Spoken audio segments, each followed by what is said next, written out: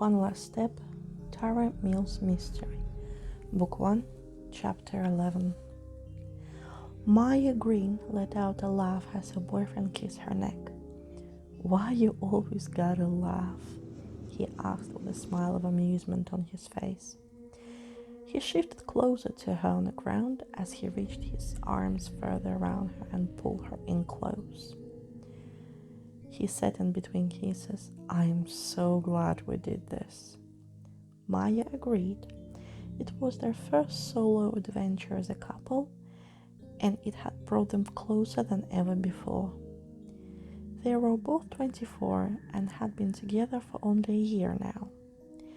But there was now no doubt in Maya's mind he was the one.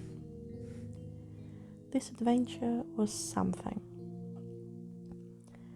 Maya had wanted it for such a long time, ever since she was a teenager, when she would hike and camp with her family. She knew the Appalachian Trail would be an experience like no other. To her, it was the ultimate freedom to step away from the pressures of a city life and trek through the woods with only oneself to depend on. But after meeting Phil, they decided to take on the trail together with Maya's aunt's house in Maine as the final destination. It had been almost a week since they started their hike in New York, and it had been a trying and exhausting one. But they had each other to depend on, and Phil had not let her down. Maya let out another laugh. "Phil, we need to get to sleep," she said as she playfully pushed him off her. Today was probably their longest hiking day yet, and Maya was exhausted. And tomorrow was going to be another exhausting day as well. Phil reluctantly agreed. He knew she was right, and he lay back down in his sleeping bag while Maya reached for the lantern and turned it off, leaving them in total darkness. She said, "I love you." He said, "Love you too." She felt his arm reach around her sleeping bag and pull her in closer.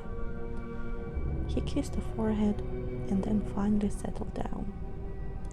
Maya closed her eyes and listened to the sounds of the crickets in the night before finally drifting off into sleep.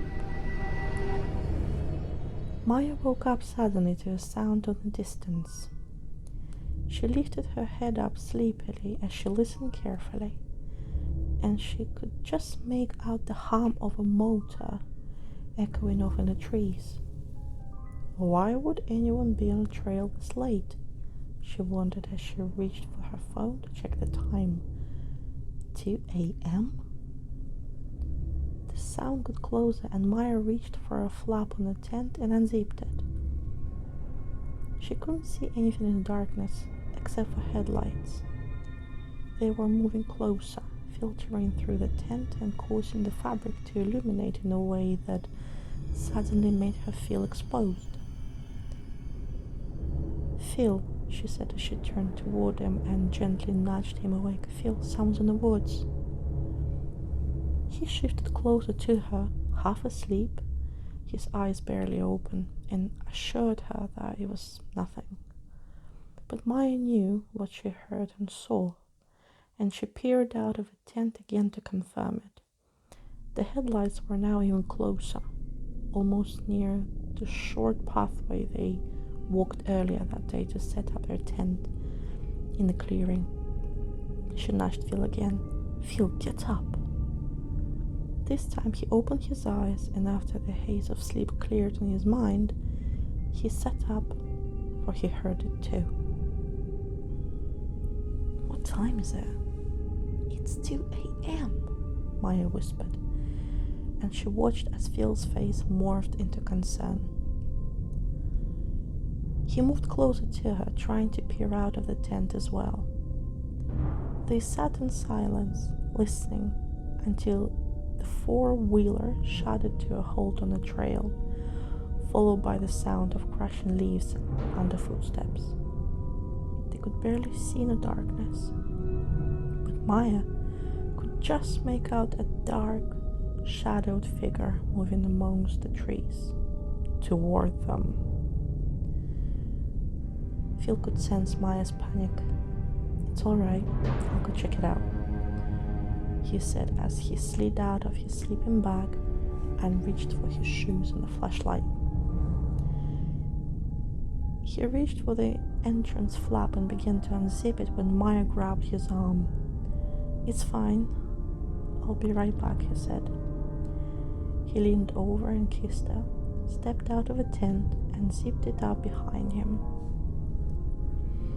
Maya listened intently, staring out the window of the tent.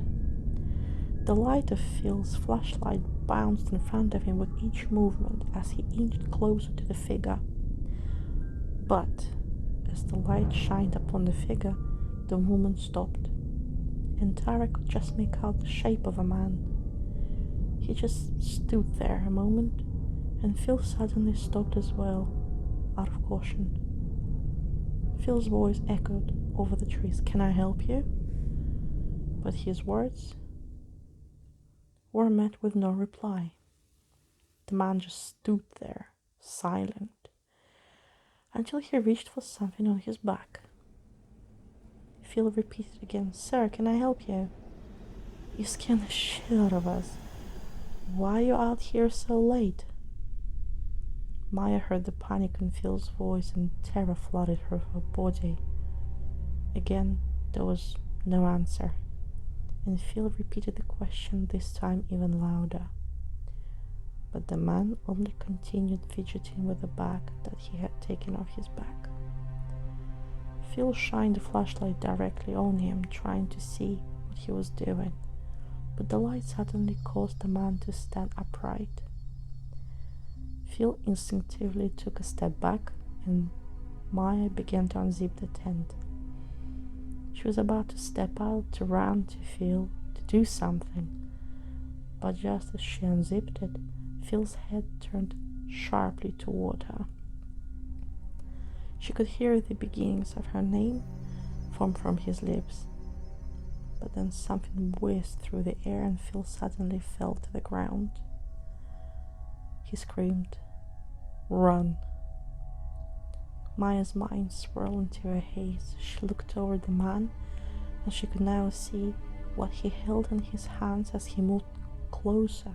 That was a crossbow. Maya darted from the tent, weaving in and out of the trees as fast as she could. She had no clue where she was running toward, if it was more forest or town, and her mind swirled with panic. But suddenly, something pierced her leg, and excruciating pain spread through her body like a disease. She fell to her knees and tried to crawl, propelling her body forward. But then a fist met her skull, plummeting her vision into blackness.